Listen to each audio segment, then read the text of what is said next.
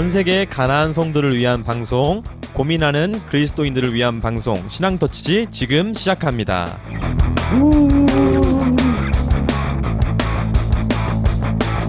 네, 오랜만에 돌아온 마틴입니다. 네, 안녕하세요. 조나단입니다. 부치입니다. 오늘은 예수를 향한 지독한 사랑 그리고 무지에 대해서 할 건데, 우리가 신앙생활을 하면서 예수님을 사랑한다고 하지만 사랑하는 것도 알고 사랑해야 되잖아요. 근데 너무 모르고 예수님을 그냥 사랑한다고만 고백하고 있는 것 같아. 그래서 그것에 대해서 좀 얘기를 해보려고 해요. 한국 기독교인들, 그러니까 우리 그리스도인들이 생각하는 예수님은 어떤 모습일지에 대해서 좀 고민을 하는 내용을 오늘 좀 다룰 거고, 그리고 예수님의 신성이란 무엇을 얘기하는지, 정말 신성이라 하면은 되게 형이상학적이고 뭔가 추상적인 그런 개념 같은데, 이거를 좀 우리의 언어로 어떻게 풀어내서 얘기를 해야 될지에 대해서 얘기를 해볼 거고, 마지막으로 가져갈 이제 주제는 예수님을 사랑하지만 예수님을 모르는 한국교회에 우리가 좀 질문을 던져보고 싶어요. 그래서 이 네 가지 좀 주제를 가지고 오늘 이야기를 해볼 건데, 첫 번째로 아이들의 이런 질문들이 있어요. 좀 예시거든요. 이거 한번 구찌 언니께서 정리를 해서 말씀을 해주세요. 이거는 기독교는 아니고 카톨릭 그 사이트에서 가져온 거예요. 예수님의 IQ는 이라고 해서 어린아이들을 가르치는 수녀님께서 올린 글인데, 그 아이가 이제 예수님의 IQ가 이제 300도 넘겠네요 라는 질문을 하게 돼요. 그래서 이분이 이제 예수님은 네 마음 안에도 계시고 밖에도 계시고 어느 곳에도 계시고 그렇기 때문에 숫자로 측량할 수 없는 분이다. 예수님은 시작도 없고 끝도 없기 때문이다. 이렇게 답변을 해줬다고 하면서 집에 이제 돌아오는 길에 이제 이 수녀님이 예수님의 IQ는 내 IQ랑 비슷했을 거다.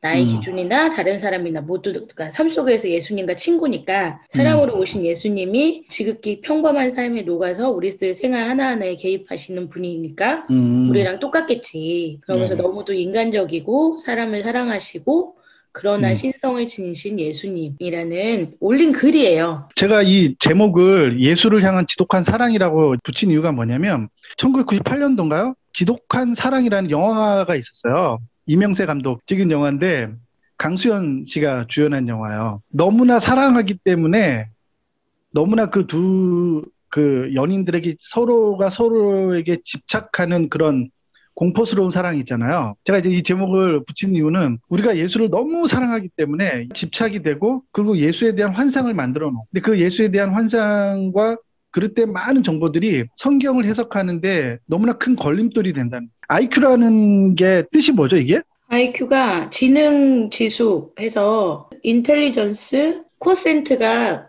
할당, 목, 뭐 이런 뜻이거든요. 그러니까 지능 지수, 우리식으로 하면. 교육 전사를 하면서 교사들이 하는 얘기를 가만히 들어본 적이 있어요. 그러니까 아이들이 그런 질문을 하면은 보통 교사들이 대답하는 게 뭐냐면 300이라고 대답을 해요. 왜냐하면 IQ 측정의 마지막이 300이거든. 제일 높은 수치가 300이기 때문에 예수님은 IQ가 300이지 않을까? 이렇게 보통 얘기를 한다는 거지. 아, 진짜? 네. 아니면은 보통 이렇게 대답하는 사람도 있어요. 예수님의 IQ는 측정 불가야, 무한대일 거야. 이렇게 이제 아이들의 질문에 답해 주시는 분들이 있어요.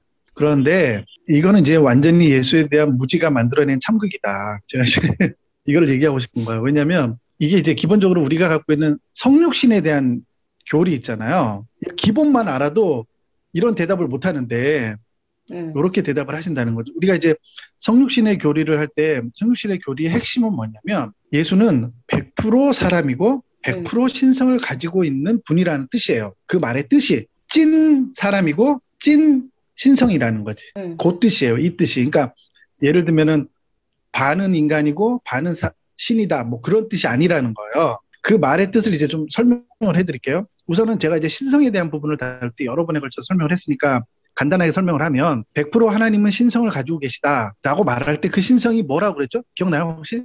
마틴? 네. 신학생이잖아. 너 학교에서 배웠을 거 아니야. 신성이란? 학교에서 안 배워요, 이런 거. 이거 책에 나오는데요. 예수님의 신성이란 뭐냐면 죄 없으심을 말하는 거예요. 이제 앞으로 부활절, 고난주간도 오고 부활절도 오는데 기억해야 될 게 뭐냐면 우리가 예수님이 신성을 가지고 계시다라고 말할 때 그 신성은 하나님의 전능하심, 모든 거를 다 전지전능하고 모든 거를 알고 모든 것을 다 깨뚫고 모든 것을 다 안다는 의미에서의 신성이 아니에요. 전혀 그렇지 않아요. 예수님은 100% 사람이셨다. 그러니까 100% 사람이라는 거는 사복음서를 보면 예수님이 좀 똑똑하긴 했을 것 같아. 똑똑하셨으니까 지혜와 이런 것이 자라간다. 그러면서 사람들 앞에 대제사장 섰을 때도 뭐 화려하게 말도 하시고 똑똑하셨죠. 그러니까 네. 일반 그때의 사람들의 지능보다는 좀 더 뛰어나신 건 사실이라는 거죠. 그러니까 인성이라는 거는 이 세계의 물리적인 법칙을 뛰어넘을 수는 없다는 거예요. 우리가 말하는 신성, 그러니까 인성이라는 거는 그 물리적, 하나님이 만들어 놓은 창조 세계 안에서의 인간이 물질 세계 안에서의 그런 법칙들을 뛰어넘을 수 없다는 뜻이고, 신성은 뭐냐면 죄 없으심. 그러니까 우리가 말하는 죄와 죄들에서의 그 죄를 그 한 죄. 그러니까 모든 인간들이 갖고 있는 죄성으로서의 죄의 본성. 그러니까 독립된 개체로서의 하나의 경향성으로서 존재하는 우리의 영혼 안에 존재하는 그 죄를 말하는 거예요. 그 죄가 없다라는 뜻이에요. 그래서 예수님은 신성을 가지고 계시다라는 의미로 쓰는 거예요. 그래서 그가 요셉의 아들이 아니라 사람에서 태어난 아들이 아니라 하나님의 완전한 신성을 가지고 태어났다. 이제 그런 의미로 쓰는 거라는 거예요. 이 말의 의미가 그렇다는 거예요. 자, 그러니까 예수님이 IQ가 얼마인지 모르죠. 하지만 이제 유추해 볼 수 있는 방법이 있는데 지금 2020년 평균 지능 지수 어떻게 되죠? 세계 지능 지수 평균은 100 정도 평균 되고 100 정도요. 우리나라는 106, 그다음 미국이 평균 지능이 얼마죠? 98. 98 정도 돼요. 요게 지금 IQ의 평균이라는 거, 지금 시대 선진국들이. 자, 근데 1세기 때의 평균 지능이 얼마냐? 보통 역사학자들이 말하는 게 70 이하로 봐요. 근데 70 이하면 돌고래 수준 아니야? 맞아요. 그래서 그 시대 때 문맹률이 90%, 거의 99%에 가깝죠. 문맹률이. 우리가 상상하는 그 이상이에요. 상상하는 그 이상의 환경에서 사람들이 인생을 살아갔어요. 우리가 영화나 드라마를 너무 많이 봐서 사람들이 문명 국가를 완전히 건설하고 사람과 사람이 화해롭고 행복하게 살아가는 모습만 우리는 영화나 드라마에서 보니까 1세기 사람들이 그렇게 살았을 거라고 생각하는 그런 거는 근데 영화지 현실이 아니잖아요. 그러면 우리가 이제 유추해 볼 수 있는 건 뭐냐면 예수님이 아무리 많이 쳐줘도 예수님이 IQ가 100을 넘지 않았다는 거예요. 그리고 기본적으로 IQ라는 말의 자체를 이해를 해야 돼요. 말이 뭐냐면 말의 뜻이 IQ가 무슨 뜻이라고 그랬죠? 지능 지수요. 지능 지수. 그러니까 지능의 목. 지능 지수라는 말의 뜻이 뭐냐면 인간의 지능이라는 거는 사회 안에서 키워지는 거예요. 그러니까 예를 들면 내가 IQ가 평균 한국 사람이 IQ가 106이라 그래서 어느 곳에서 자라든 동일하게 106이라는 수치가 나오는 게 아니에요. 내가 늑대에 의해서 키워지면은 IQ가 몇이 될까? 늑대 IQ에 맞겠죠? 그렇죠. 그렇지. 70 이하로 떨어지는 거야. 아무리 똑똑해도. 우리의 IQ라는 거는 이 사회와 문명의 진보에 의해서 지능 지수, 그러니까 집단 지성이라는 뜻이에요. 집단 지성에 의해서 우리 IQ가 계속해서 높여지고 있다는 거예요. 그러니까 1세기 때 IQ가 70밖에 안 나오는 거는 집단 지성이 만들어지지 않기 때문이에요. 그러니까 그 사회로부터 그 사람은 아무것도 배울 수가 없는 거야. 간단하게 그 당시 하는 말, 그 당시에 통용되는 윤리 개념, 그 정도 개념에서 그걸 가지고 살아가는 거예요. 인간이라는 게. 그러니까 특별한 교육을 받지 않으면 인간의 IQ라는 게 그게 평균 수준이라는 거예요. 그 사회가 어떠한 정보도 그 개인에게 줄 수 없고 영향을 받을 수 없다면 그 사람의 IQ는 그가 아무리 똑똑하게 태어나서도 그 시대의 문화를 약간 넘어설 수 있겠지만 이렇게 우리가 생각하는 것처럼 천재적인 재능을 발휘할 수는 없다는 거예요. 그게 한계의 리미티드가 갖고 있다는 거지. 그리고 아주 예외적인 사람들이 있겠지만 그 사람들도 그 시대와 그 사회에 태어나면 그 시대를 뛰어넘을 수 없다는 거죠. 그게 이제 이야기의 핵심이에요. 그러니까 예수님의 IQ는 많이 잡아도 100 이상을 넘기가 힘들어. 네. 그 시대에서 잡아서. 그러니까 우리가 이런 환상을 가지면 안 된다는 거예요. 예수님의 인성이라는 것은 무리를 걸으시고 사람들을 고치시고 그런 모든 게 어떤 거냐면 우리가 이제 성경을 해석할 때 그게 뭐냐면 성령 충만과 관계했다고 제가 예전에 설명을 했잖아요. 그러니까 예수님이 30살이 되기 전까지는 그냥 일반 사람이었다고, 일반 사람. 그냥 평범한 사람이었다고. 근데 성령의 능력을 덧입고 그런 능력을 해내는 거야. 그러니까 그거는 성령의 사역인 거지 정확하게는 예수님의 사역이라고 보기엔 좀 어렵다는 거지. 그게 이제 성령론에서 우리가 가르치는 거죠. 그러니까 우리가 예수님의 신성과 인성을 말할 때 예수님에 대해서 무슨 IQ가 무한대다. 예수님 뭐든지 다 할 수 있다. 그런 게 아니라는 거예요. 예수님의 신성을 그런 식으로 이해하면 안 되고 예수님의 신성이라는 것은 전지전능함이 있는 게 아니라 예수님이 죄 없으신 그분이란 그게 히브리서가 가르치는 거라는 거죠. 그 전제를 가지고 우리가 좀 쭉 이제 다음 것들로 넘어가서 좀 얘기를 좀 해봤으면 좋겠어요. 네네. 그래서 어쨌든 예수님도 그 당시 예수님의 뭐 IQ를 묻는 것 자체도 웃긴 거지만 어쨌든 굳이 따지자면은 그 당시에 그 평균 IQ 값이랑 비슷했을 것이다라는 어떤 얘기를 나눴고요. 그 다음에 넘어가서 우리가 좀 더 한 가지 또 질문을 해보자고요. 그러면 이제 예수님은 그 당시에 몇 가지 언어를 좀 사용했을지 음, 뭐 궁금하지 않으세요? 별로? 아, 저도 별로 안 궁금해요, 솔직히. 이거 중요하지. 왜냐하면 이게 중요하죠. 현실적인 문제인데. 맞아요. 그래서 뭐, 그때 예수님은 무슨 언어를 사용했을까요? 아니, 예수님이 사용한 언어는 원래 그 당시에 통용됐던 언어를 좀 볼게요. 이스라엘 공용어는 지금 히브리어하고 아랍어란 말이에요. 네.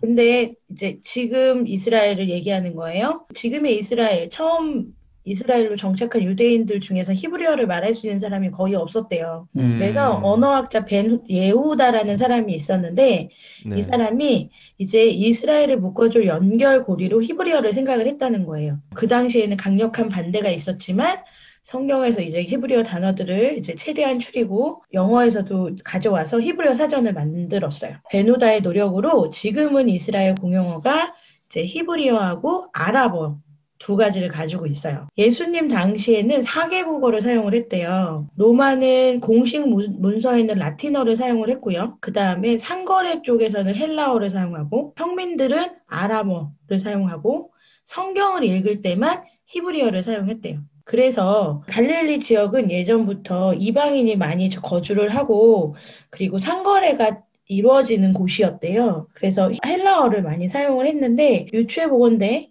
예수님 역시 이제 그 당시에 일반인들이 사용하는 아람어하고 헬라어 이렇게 두 가지를 사용하지 않았을까. 우리가 갖고 있는 오해 중에 하나가 뭐냐면 지금 이스라엘 사람들이 히브리어를 우리나라 사람들이 국어를 사용하듯이 히브리어를 사용할 거라고 하는 환상을 가지고 있어요. 내가 이제 예전에 배낭여행을 하면서 이스라엘에서 온 친구를 한 명 사귄 적이 있는데 그 친구랑 이제 대화를 하면서 어떤 얘기를 했냐면 자기도 히브리어 잘 할 줄 모르는데 히브리어를 배우긴 한대요. 배우긴 하는데 자기 네네. 영어가 더 편하대. 그렇구나. 이스라엘에 사는데. 아, 이스라엘 국내 안에서도요? 그렇죠. 그러니까 물론 이제 히브리어가 공용어긴 하는데 네. 프랑스어, 그다음에 영어 이런 것들을 같이 쓰거든요.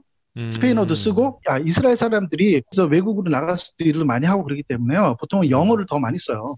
우리가 생각하는 것처럼 한국 사람이 국어를 사용하듯이 그러니까 이스라엘 사람들이 지금 히브리어를 능통하게 구사하고 잘할 거라고 생각하는 거는 그건 진짜 이스라엘에 대해서 잘 모르는 거라는 거. 그렇지 않다는 거예요. 그리고 이제 예수님 당시에는 공용어가 아람어였다는 거. 아람어. 그 당시는. 근데 아람어는 지금도 사용되고 있는 데가 어디냐면 저기 우즈베키스탄이나 그런 산악 지역에 가면 아직도 아람어를 쓰는 데가 있대요. 그리고 또 뭐 헬라어도 당시 통용된 언어지 않았나요? 그리스어?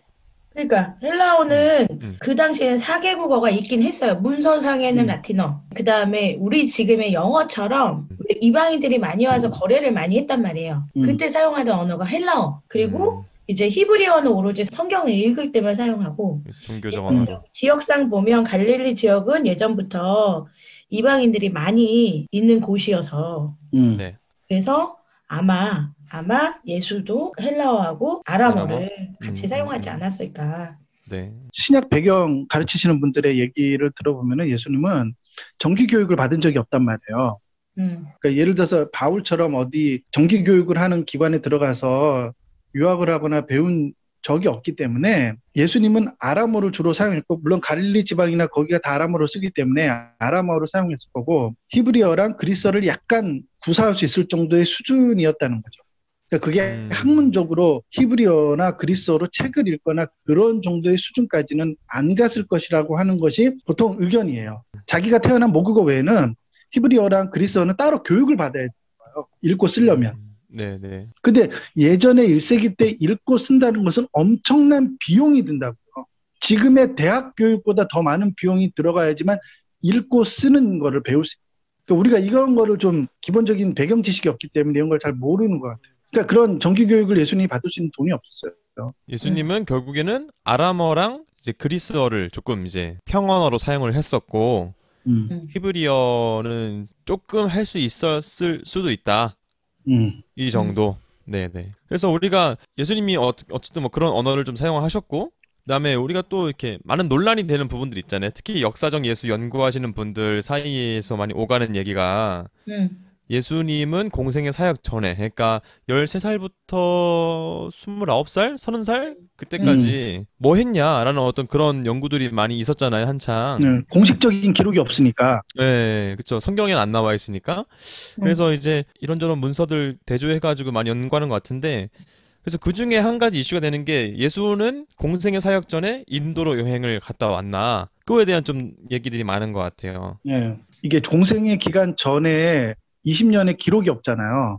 네. 20년 가까이의 기록이 없기 때문에 이거에 대해서 추론을 하는 사람들이 굉장히 많은데 그중에 대표적인 게 그 1세기 때는 바벨론 쪽, 그 다음에 인도 쪽이 지금의 시대로 치면은 뉴욕 같은 곳이잖아요. 모든 문명의 발상지, 그 다음에 최신 문물이 거기에 모였기 때문에 거기로 갔다 오지 않았었겠냐, 이렇게 추론을 하는 거예요, 추론을. 그래서 뭐 로마도 갔다 오고 이런 지역도 갔다 오고 여행을 다니셨지 않을까라고 보통 사람들이 얘기해요. 그래서 가든 오브 에덴이라고 하는 그 예수님 생애 영화 있잖아요. 거기에 네. 보면은 인도로 가서 부처에게 가르침을 받고 오는 내용이 나와요.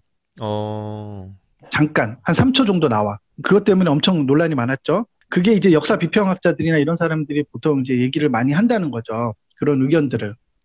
그쵸. 그래서 네. 그게 이제 기독교 내에서 가르치는 게 아니라 일반 이제 기독교 밖에 있는 사람들이 그럴 가능성이 높다라고 이제 많이 이제 자료들을 들이밀면서 이렇지 않았겠냐 얘기를 하는데 요것도 일세기를 너무 모르는 거다. 이거 음, 상식적으로 부합하지 않는다 이런 얘기를 하고 싶어서 이걸 가져왔어요. 여러분들은 공생의 기간이 왜 기록이 없다고 생각해요? 굳이, 그러니까 아무것도 하지 음, 않았으니까. 기록할 만한 일도 맞아요. 안 했으니까.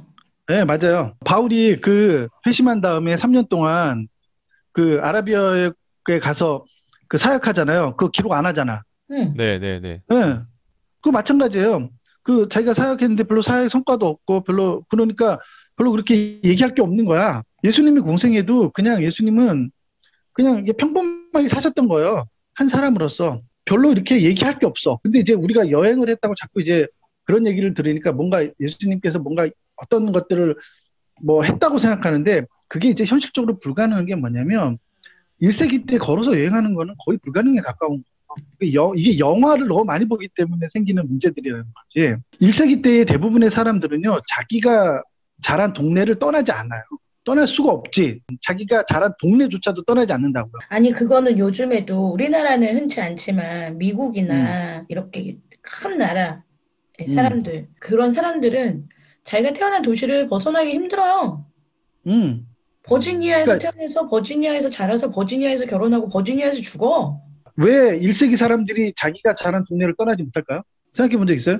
거길 떠나면 죽으니까. 돈이 너무 많이 들기 때문이에요. 아, 돈 때문에.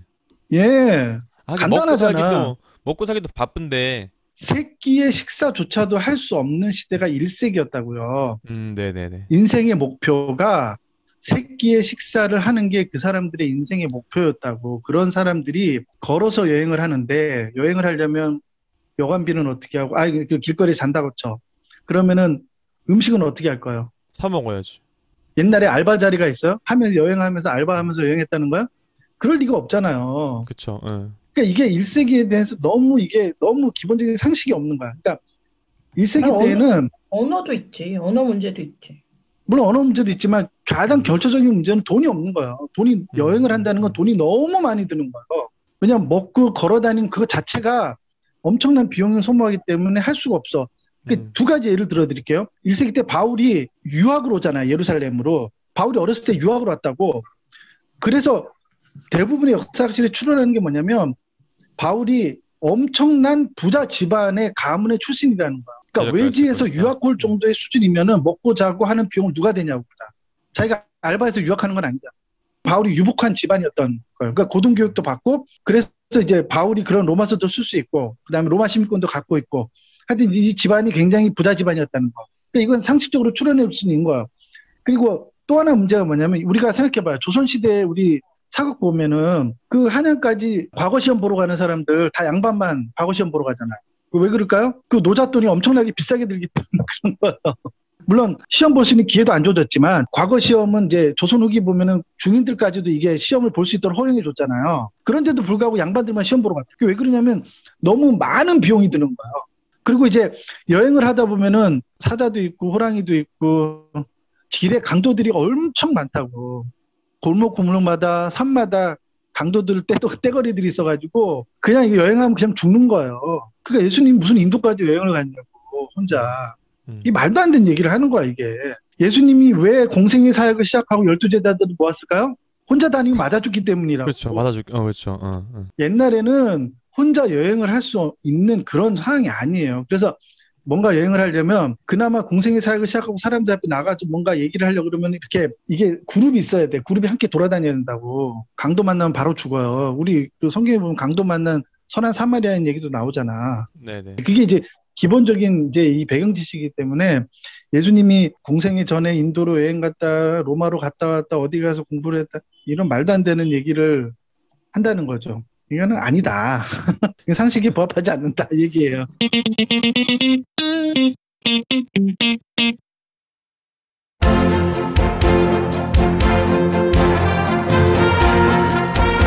조나단과 써니가 인도 선교 20주년을 맞아 정기 후원자를 찾고 있습니다. 어린이 사역, 청소년 사역, 미전도 종족 사역, 가난한 이들을 위한 구제 사역에 작은 정성으로도 동참하실 수 있습니다.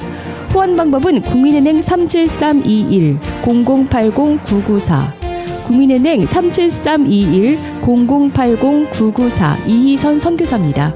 미션펀드 어플을 다운받아 인도 구자라 선교를 검색하시면 정기 후원자가 되실 수도 있습니다. 페이스북에서 이희선 선교사와 친구도 맺어주세요. 생생한 현지 소식도 알려드릴게요. 여러분의 많은 참여를 기다립니다.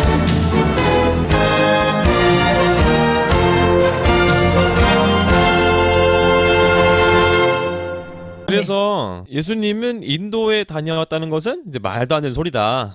당시 사회상을 봤을 때 말도 안 되는 소리다. 그렇다면 예수님은 평범하게 살았을 텐데 그 동네에서 그러면 예수님은 뭐 하고 살았나? 그 성경에 보면 그 목수의 아들이라고 이렇게 표현을 하잖아요. 그럼 예수님이 진짜 목수였나? 정말 그냥 성경이 목수라 써 있으니까 목수라고 생각하는 거는 뭐 네 어쨌든. 근데 성경에 목수라고 예수님이 목수라고 써 있나요? 목수의 아니요? 아들이라고 써 있지. 목수의 아들이라고 써 있잖아. 그렇죠. 그래서 여기 보면 성경에서 이제 목수의 아들이라고 써 있으니까 당연히 옛날에는 가업을 이어받았으니까 네네. 목수의 아들이니까 너도 목수일 것이다라고 하지만 그 당시에 보면 그 당시에 목수가 우리 개념의 목수가 아니고 건축가의 개념이 더 많았다고 얘기를 하고 성경에서 예수님이 비유하는 것들을 보면 뭐 머릿돌이라든지 뭐 이런 얘기들이 있잖아요. 네. 이런 얘기를 보면 목수라기보다는 건축가 쪽에 더 가깝지 않았나라는 말이 있더라고요. 그렇죠. 그 당시에 그 세포리스라는 도시가 이제 건설되고 있었다고 이렇게 하더라고요. 그래서 이제 그것 때문에 나사렛에는 이제 건설 붐이 있었을 것이라고 추측을 한대요. 역사학자들이. 그래서 성서에 나오는 목수라는 헬라어는 그러니까 그리스어 헬라어는 테크톤이라는 이제 단어를 사용하고 있는데 그 뜻은 주로 이제 카펜터스라고 이제 자주 번역은 되는데 건축가라는 뜻의 빌더가 나은 번역이라고 할 수 있대요.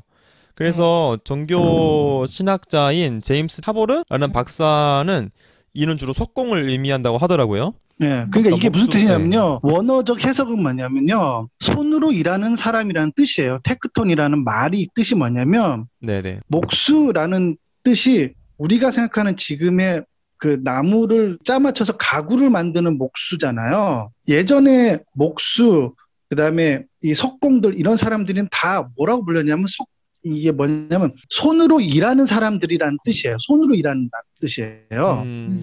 근데 예전에 목수는 우리가 생각하는 것처럼 가구를 만드는 게 아니에요. 목수들도 주로 대부분이 뭘 만드냐면 기둥을 만드는 거야. 그러니까 나무를 깎아서 멋진 기둥을 만드는 게 기본적인 업무였다고요. 가구를 만드는 데 쓰는 게 아니라. 히브리 지방이랑 나사렛, 예루살렘 그 지역은 준사막 지역이란 말이에요. 준사막 지역은 가보면 알겠지만 목재로 사용할 수 있는 나무가 자라질 않아요. 그런 나무 없다고. 다 꾸불꾸불하다고요. 꾸불꾸불해요. 음, 음. 사막적이기 때문에. 그러니까 가구를 만드는 그런 목재들은 다 외국에서 수입을 하는 거예요. 엄청 먼 데서부터. 그러니까 그거는 왕궁이나 정말 부자들이나 집안에 가구 한두 개 있는 거예요. 그럼 일반적인 집에는 뭐가 있냐? 나무로 만든 가구라는 건 존재하지 않아요. 그건 1세기를 우리가 너무 모르기 때문에요. 1세기 때의 가구들이라는 건 뭐냐면요. 돌을 얇게 잘라요. 정으로 치면은 얇게 잘리거든요. 그게 대리석이 치면은 합판처럼 나오잖아요. 네네. 그거를 계단처럼 쌓아가지고 옷장을 만든다거나 아니면 탁자를 만든다거나 자리를 만들어요. 그게 석공들이 하는 일이에요. 그리고 그것이 바닥재로도 쓰이고, 근데 그 바닥재로 그거를 대리석을 쓰려면 손으로 그 일일이 다 정으로 깨야 된다고, 그거를. 그걸 내가 이걸 왜 잘하냐면 아직도 인도는 그런 식으로 재료를 만들어요. 그래서 손으로 일하는 사람이란 뜻이 1세기 때에는 석공을 의미하는 거예요. 석공. 돌을 정으로 조금씩 쪼개는 사람들 있죠. 그걸 하는 사람들이 손으로 일하는 사람들이라는 뜻이에요. 그러니까 예수님은 목수가 직업이 아니었답니다. 예수님의 생애를 보는 그 영화에 보면은 예수님이 멋지게 가구 디자인을 하는 거야. 맞아요. 탁자와 응, 응. 의자를 만들면서 가구 디자인을 하면서 엄마인 마리아와 함께 가구 디자인을 집에서 하고 있으니까 이런 말도 안 되는. 그 영화 패션 오브 크라이스트에도 보면은 아, 그래요? 스쳐 지나가는 게 의자를 만들고 네. 이렇게 멋지게 이렇게 그래요. 뭐 그런 장면 나와요. 네. 말도 안 되죠. 네, 네, 네. 옛날에 그래서, 나무는 엄청 비싼 재료였기 때문에 일반인들이 구할 수도 없는 재료예요. 이런 거. 근데 다시 생각해 보면은 구약에도 삼나무 그런 거 다 해외에서 가져오잖아요. 그 다윗이 왕궁 지을 때, 성전 지을 때 보면은 그렇죠. 그런 게 연장선상에서 신약이 쓰여졌을 텐데 크게 다를 게 없다는 건데 왜 그거를 이렇게 잊고 지냈는지 갑자기 또 이렇게 생각이 드네요. 하여튼 그래서 예수님의 기본적인 직업이 뭐냐면요. 석공이었기 때문에 건설 산업, 그다음에 옛날에는 건설업 자체가 국책 사업이었고 복지 사업이었단 말이에요. 가난한 일반 대중들이 먹고 살 수 있도록 국책 사업을 벌여가지고 성을 짓고 도로를 건설하고 이런 거에 사람들을 데려다가 일을 시키고 돈을 나눠줬단 말이에요. 그러니까 옛날에 그 고려시대 때는 엄청나게 불당을 많이 지었잖아요. 네네. 그래서 노역도 하지만 노역 이외에 또 와서 일을 하도록 해가지고 그 사람들에게 먹고 살 수 있도록 국가가 복지 사업으로 그걸 그런 국책 사업을 했단 말이에요. 그러니까 옛날도 마찬가지예요. 성을 쌓는데 일반 사람들도 마찬가지 노역이 있어요. 근데 노역 이외에 또 엑스트라로 일을 하면은 대금을 지불해 주기 때문에 많은 사람들이 석공으로 일을 했다고.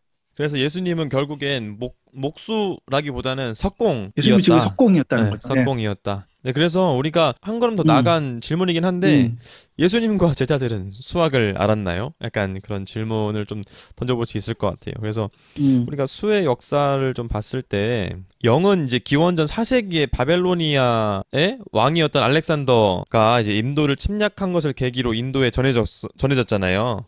네네. 그래서 인도 사람들은 영은 단순한 기호에 불과했는데 영의 없음이란 뜻을 달아줬다고 하더라고요. 예수님과 제자들이 수를 셀 수 있냐는 거예요. 왜냐하면 그 당시에 IQ 70인 사람들이 수를 1부터 10까지 셀 수 있는 사람들이 굉장히 적었다는 거예요. 인구의 10% 미만의 사람들만 1부터 10까지 셀 수 있었어요. 왜 옛날 사람들이 이진법을 쓰고 삼진법을 썼을까요? 우리 다 배웠잖아요. 하나, 둘, 셋부터 못 세는 거야, 이 사람들이. 셋을 못 센다. 그러니까 하나, 둘, 그걸 묶음으로 이진법을 쓰는 거야. 계속 두 개를 묶어가지고 두 개를 다시 묶고 두 개를 다시 묶는 거예요.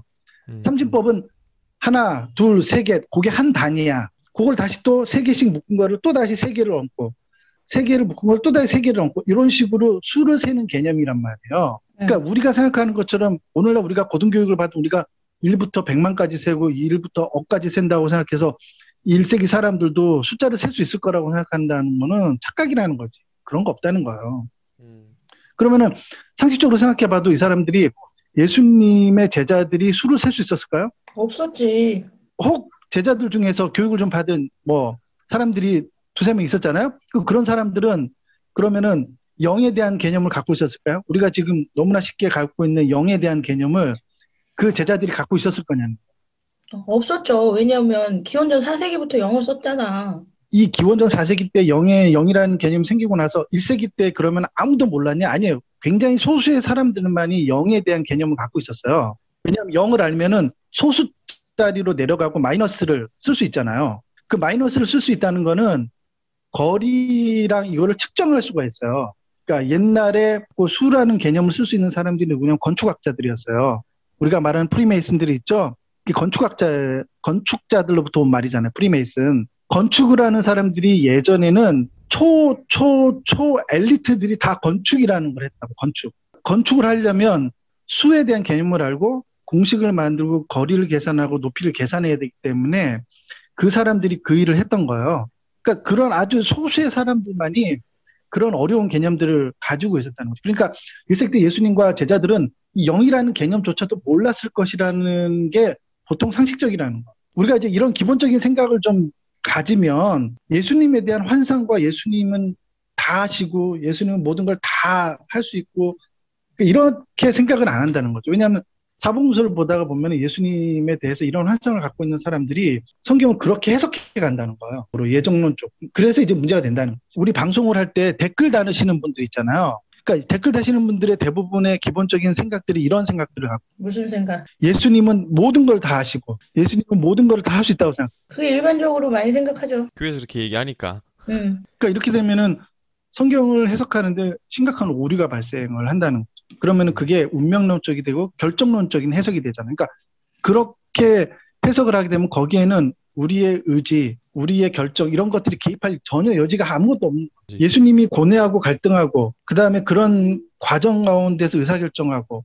그다음 의사결정에 이르기 위해서 제자들과 토론하고 그 사람들과의 그런 의지들이 마찰이 되고 부딪히고 그런 또 다른 사람들 외부의 사람들과의 마찰 이런 현실적인 문제들이 있잖아요. 우리가 지금 인생을 살면서 당하는 문제들이잖아. 네네. 근데 예수님이 그런 게 없을 거라고 자꾸 생각하는 거예요. 그냥 예수님이 무슨 말을 하든 잘 따르고 뭔가 아무 문제 없이 그냥 사역이 잘 이어져 나가고. 그쵸, 성경에 그렇게 성경에도 그런 뉘앙스로 써 있으니까요, 그렇죠? 표면적인 한계를 벗어나지 못하는 거지. 예수님에 대한 진지한 고민이 없어지는 거예요. 무비판적으로 받아들이는 거죠, 그 예수에 대해서. 근데 성경에 그렇게 써 있진 않죠. 우리가 그런 선제의식을 갖고 있으니까 그렇게 해석할 뿐이지. 이제 우리가 예수님의 이런 인성에 대한 문제, 이 인성이라는 게 우리가 이제 성육신교에서 가르치는 게 인성이라는 게 완전히 우리와 같다는 뜻이에요. 완전히 같다고. 우리가 어떤 고민과 갈등과 이런 것들이 있는 것처럼 예수도 동일하게 힘듦과 어려움과 이런 갈등이 있었다는 거죠. 그러니까 예수님이 뭔가 결정에 도달하고 뭔가 결정하고 뭔가를 할 때 그 예수님이니까 하지. 그럼 우리는 못해. 이런 식으로 결론을 가면 안 된다는 걸 말하고 싶은 거예요. 네네. 그러니까 우리는 성경을 볼 때 예수님이니까 당연히 이렇게 하시지. 예수님이니까 당연한 거 아니야? 이런 결론에 도달하게 되는데 그러면 그게 결정론적인 운명론이라는 거죠. 그게 일종의. 맞아요. 그 성경의 내용과 나는 아무런 관계가 없는 거예요. 그리고 또 뭐 어떤 게 있냐면 예수의 신성이라는 것이 이제 제가 계속 강조했던 게 뭐냐면 예수님의 신성이라는 것이 죄 없으심이잖아요. 그래서 제가 예전에 그리스도 중심의 신학은 어떻게 가질 수 있는가 이제 그 부분에서 그 예수님의 신성이라는 거를 좀 부각시켜서 예수님의 신성의 관점에서 구속사를 바라보는 그 관점을 쭉 설명했었잖아요, 제가. 그 선제적 개념이 없으면 그리스도의 구속의 사역, 그리스도가 십자가 앞에서 고뇌하는 것, 땀방울이 핏방울이 되는 것, 고뇌, 갈등, 이런 모든 것이 전부 다 한 방에 예수님은 신이기 때문에 다 가능한 거 이렇게 돼버리는 거죠. 그러면은 그리스도의 구속의 사역조차도 우리는 전혀 그 구속의 사역을 통해서 배울 수 있는 것도 없고 십자가도 제대로 이해 못하는 거예요. 도대체 그 의미가 무엇이고 구속이 무엇이고 이런 것들도 잘 이해를 못하는 거야. 기본적인 예수님의 인성, 신성, 그 기초적인 이제 어떤 이런 배경 지식들을 모르기 때문에 그런 우리들이 만들어 놓은 개념, 예전에 우리가 이런 거 했잖아요. 우리가 찬송을 부르면서 만든 우리들의 만들어 놓은 우리의 개념으로 예수를 만들어가는 거. 똑같이 우리가 이런 선제적인 개념들을 가져서 우리가 만든 우리의 모습으로 예수를 만들어가고 있다는 거예요. 어벤져스의 히어로처럼 예수를 그런 식으로 만들어가고. 이제 고난주간을 우리가 좀 맞이하면서 이번 고난주간에는 좀 예수에 대해서 좀 제대로 알아보는 시간을 갖는 게 어떨까. 그거 신앙터치가 우리가 한번 던져보는 게 어떤가 주제를 이번 고난주간에는 역사적 예수에 대해서 검색어로 역사적 예수 치면 엄청난 자료들이 쏟아져 나오잖아요. 엄청 많죠. 네, 그래서 우리가 좀 실제로 두 발을 딛고 살았던 예수에 대해서 좀 관심을 가져보는 게 어떨까. 네, 그런 의미로 좀 이 방송을 좀 했어요. 나의 어떤 소원을 들어주는 지니로서의 예수가 아니라 진짜 인간 예수를 좀 생각을 해보면 내가 지금 고민하고 있는 것 그리고 고통받고 있는 것의 몇 배였을 거 아니에요. 그는 네. 이제 자기의 끝도 아는 거니까 그 기준으로 보면 우리가 어떤 결정을 하는 부분이나 아니면 방향을 잡는 부분에서 동일한 어떤 동참의 기쁨을 누릴 수 있어요. 기쁨이라고 얘기하기 좀 그렇지만 이게 예수님을 인간적으로 바라봤을 때 좀 더 신이라고 하는 거에 대해서 좀 더 가까워질 수 있지 않나? 이런 생각을 해요. 그러니까 성경을 볼 때 막 성경에 나오는 인물들이 다 영웅처럼 우리가 세뇌되었는데 솔직히 객관적으로 보면 뭐 영웅될 만한 인간들이 하나도 없거든요. 나오는 인물들이 보면. 근데 너무 많이 이렇게 굴절되거나 아니면 왜곡돼 있는 거죠. 그러다 보니까 우리도 이제 기독교라든지 아니면 하나님을 바라볼 때라든지 우리 인생을 바라볼 때 너무 환상 속에 빠져 있는 것 같아요. 하여튼 제가 좀 결론을 내리면요. 예수님은 전지전능하지 않다. 그 얘기하고 싶었던 거예요. 예수님은 공생의 사역 기간에 예수님은 이 땅에서 33년을 사셨잖아요. 네. 예수님은 전지전능하지 않으시다. 그렇기 때문에 예수님이 공생의 기간 동안에 3년 동안 놀라운 능력과 기적과 이적을 행하셨죠. 그거는 예수님이 전지전능하기 때문에 그 기적을 행하신 게 아니라 그것이 바로 삼위일체가 가르치는 성령을 덧입어서 성령의 사역이라는 거예요. 그것은 성령의 사역이라고요. 우리가 삼위일체를 통해서 배운 건 뭐냐면 예수님이 그러한 기적과 이적을 행할 수 있었던 이유는 예수님이 전지전능하기 때문에 그런 기적과 이적을 행한 게 아니라 공생애를 시작했을 때 예수님이 성령을 덧입어서 성령의 능력으로 그것을 행하게 되고 나중에 예수님께서 내가 너희들에게 성령을 보내준다고 약속하셨잖아요. 그러면 너희들이 나보다 더 위대한 일을 할 거라고 말했었잖아요. 그래서 우리가 성령을 덧입고 사역할 때 우리가 그렇게 역사 안에서 교회사 가운데 그렇게 사역했던 사람들의 기록이 있잖아요. 그래서 그런 일들이 벌어진 거예요. 그거 우리가 예수님의 사역을 보면서 예수님이 전지전능하다 이런 관점으로 봐야 되는 게 아니라 예수님이 기적과 이적을 행하죠. 인간이 갖고 있는 물질의 세계의 법칙이 위배되는 거란 말이에요. 근데 그런 일이 어떻게 일어나냐? 그게 바로 성령의 사역이라는 거예요. 그래서 우리가 기적이라고 말하는 거예요. 근데 그 기적을 행하는 주체가 예수가 아니라 성령이라는 거예요. 그러니까 우리가 그렇게 이해하면서 성경을 좀 읽어야 되지 않을까라는 생각을 좀 했습니다. 네, 그래서 우리가 오늘 다뤘던 예수님을 지독하게 사랑하지만 지독하게도 몰랐던 그 예수님에 대해서 좀 다뤄봤던 것 같아요. 그래서 우리가 살아가면서 우리가 지금까지 해오던 어떤 신앙의 모습으로 예수님을 바라보는 고난주간이 되는 게 아니라 정말 참 인간적인 모습으로서의 예수님을 좀 바라보고 우리 삶과 함께, 그러니까 우리 삶에 동참하시는 그 예수님을 좀 생각하는 고난주간이 되었으면 좋겠습니다. 네, 오늘 방송 여기서 마치도록 하겠습니다. 네, 수고하셨습니다. 수고하셨습니다. 네.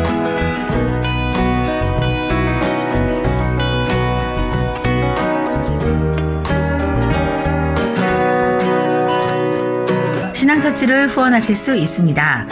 3번의 클릭으로 정기 후원자가 될 수 있는 방법 알려드리죠. 1번 미션펀드를 검색한다. 2번 신앙터치를 찾으세요. 3번 후원을 클릭하시면 됩니다. 여러분의 후원이 질 높은 방송을 제작하는데 아주 소중하게 사용됩니다. 가나안 교인의 방송, 고민하는 그리스도인의 방송, 신앙터치가 여러분의 후원을 기다립니다. 저희의 마음을 터치 해주세요.